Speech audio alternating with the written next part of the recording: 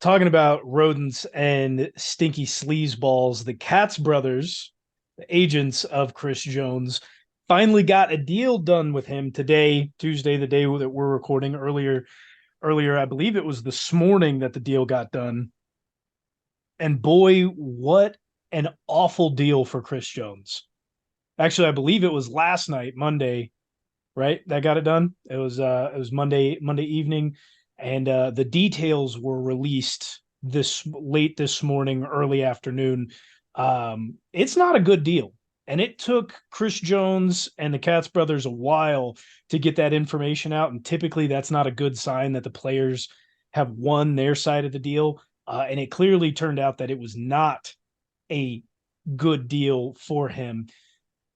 To note, Chris Jones was due a base of 21 and a half, or excuse me, $19.5 million for this season with the incentives, which is a roster bonus and a workout bonus. He was going to make $21.5 million this season for 2023, 2024.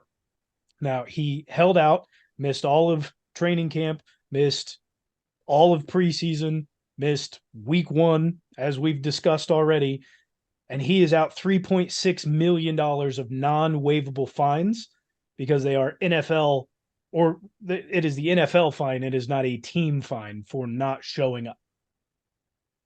So they are non-waivable. He is automatically out $3.6 million of the 21 and a half.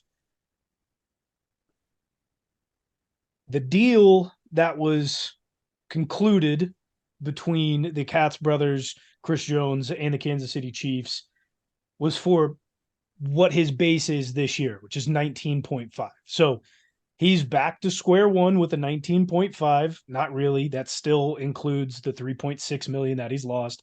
And the rest of the deal is in incentives. He already missed the workout bonus and being at training camp, so that's null and void. He can get $1 million for getting 30% of the snaps. He can get another $1 million if he gets 50% of the snaps. He gets another $1 million if he has 10 sacks, an extra $500,000 if he gets 5 more sacks on top of the 10, making it a grand total of 15. He can get another $1 million if he is a first team All Pro and the Chiefs have a Super Bowl appearance. He can get another $2 million on top of that if we win the Super Bowl and he wins Defensive Player of the Year. Bringing that to, so that's one, two, three and a half, 4, 5, 6. That's an extra six on top of the 19 and a half, bringing that to what is that, 25.5 million dollars.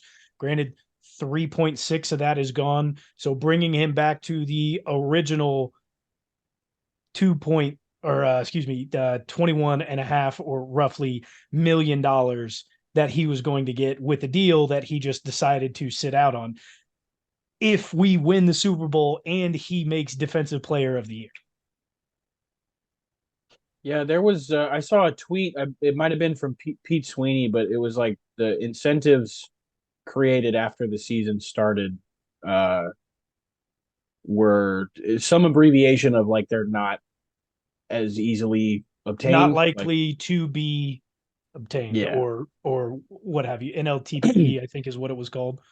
but it's just a giant head scratcher, man. Like this seems like a waste of a holdout. Um, Chris didn't necessarily do a whole lot for himself or other defensive tackles in the league. Um, and I guess I think we can kind of point to the Katz brothers on how fucked up of a situation this has been.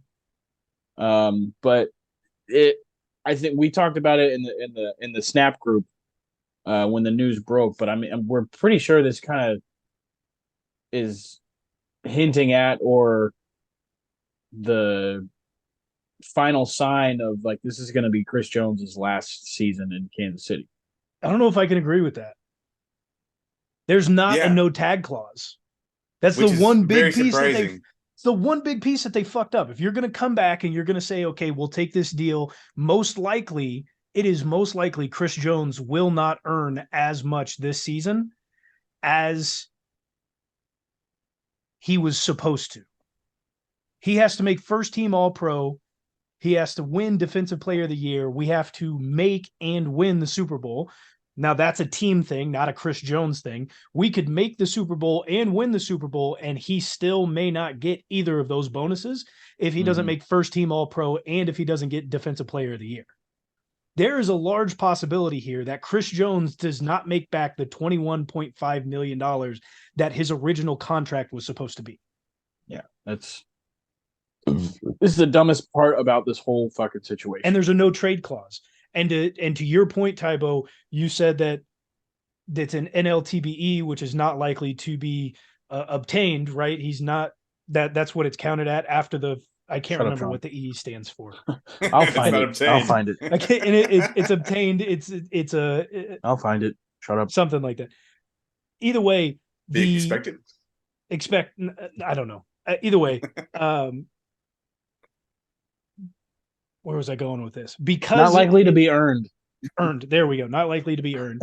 Because of that, even if he was to earn all of it, it does not go towards the cap for this season because it happened after week 1. It goes towards next season, which means that whatever he earns for this season would go towards whatever next year's tag is, which now looks to be a lot lower than what it would have been if he would have just taken if he would have played on the deal that he already signed. If he had taken the deal that was or played on the deal that was already signed and we tagged him next year, he's looking at $33 million if the Chiefs tag him in guaranteed money. He's now potentially looking at anywhere between like $26 and $29 million if he gets tagged next season. Where are you seeing that at? $5 million. I've seen a lot of places that were saying that he could still earn up to that $32.5 million. It depends on how the incentives work out. The incentives, because they're classified as not likely to be earned, to how it's understood, it shouldn't be counted towards whatever the tag count will go because it's towards next year's cap, not this year's cap. That's the way that it's understood. But there are some who do believe that even though it's counted towards next year's cap, if it's earned even this year, that it will still go on. So really, we won't know what that looks like until when or if the tag gets applied to Chris. All I know is if this works out poorly, if Chris Jones has a bad season, doesn't hit any of his incentives, doesn't even come close to winning Defensive Player of the Year, we have a subpar record, and we don't make the Super Bowl. That fucking picture of Chris Jones sitting in between the Katz brothers is going to get memed and brought back up and just be like, thanks for fucking the kingdom. But best case scenario, we get a super motivated Chris Jones that wants to get Defensive Player of the Year and has a fucking tear of a year this year. And we come away with a top 10 defense because you add Chris Jones to what we saw on Thursday night. That's a pretty damn good defense, guys. Without Charles Omenihu too. Yeah. That's another big David piece. Montgomery doesn't gain 70-something yards if Chris Jones is plug in the middle right there for most of the snaps. We also have a better chance at the end of the game, like stopping. Might actually punt on 4th and 25 with 2+ minutes left. Yeah.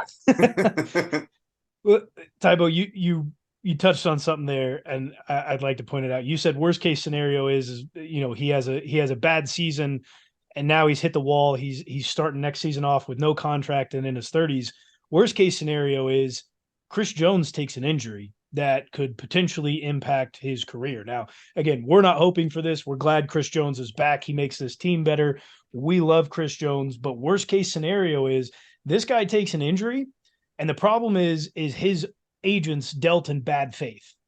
They held this out for as long as possible and finally came to the conclusion that, hey, you're slightly we just need twisting to get my you words. back I out was talking onto the about field. best case scenario and if it worked out poorly. Oh, my bad. Worst case scenario is yes, he does Takes get an injury. fucking And now That's- and now here's the thing. His agents dealt in poor faith. He now has no future contract. He's got no longevity. And if he takes an injury here or best case out of that worst case scenario, he has a downturn year. He's just guaranteed himself minimal 1-year contracts until he decides that he's done in the league. And that's best Pretty of the much. worst case scenario. Worst case scenario, he takes an injury and now he's got no contract, no guaranteed money, no nothing, and he's out. And that's not what you want from your representation. And I called it out on Twitter, but I think the NFL needs to step in and do something, because that is not representation that you want. Because to be in the NFL, you have to be credentialed to be an agent. You are not allowed. We saw this with what happened in the offseason with Lamar Jackson, and there was some agent out there contacting teams to be on representing on behalf of Lamar Jackson and not being credentialed and whatnot. You've got to go through a rigorous process to be credentialed. And they also want, the NFL wants their players to be represented in a correct way so that everybody can eat on out of all the money that's going on. NFL's got to step in and get those Katz brothers out of there, because they're clearly not dealing in good faith for the players or for the teams. I'm just hoping that Chris Jones ends up firing them by the end of the year, get some new representation, something like that. Needs to fire him today, because that deal is bad. He's got some sort of weird relationship with him that he's gonna sit in between them at the football game, bro. That's weird. That was to me. weird. That was weird. They both wanted to be on each side of him. Like, they were just like, we need to split our time in between Chris. I don't get it. In both of his ears the whole entire time. You Chris, as an they athlete, need you. They need like, you. I understand. I mean, I guess I don't. I don't necessarily understand the relationship between agent and athlete, but to be that buddy or like kind of that friendly to where you're sitting next to them at games seems a little weird to me.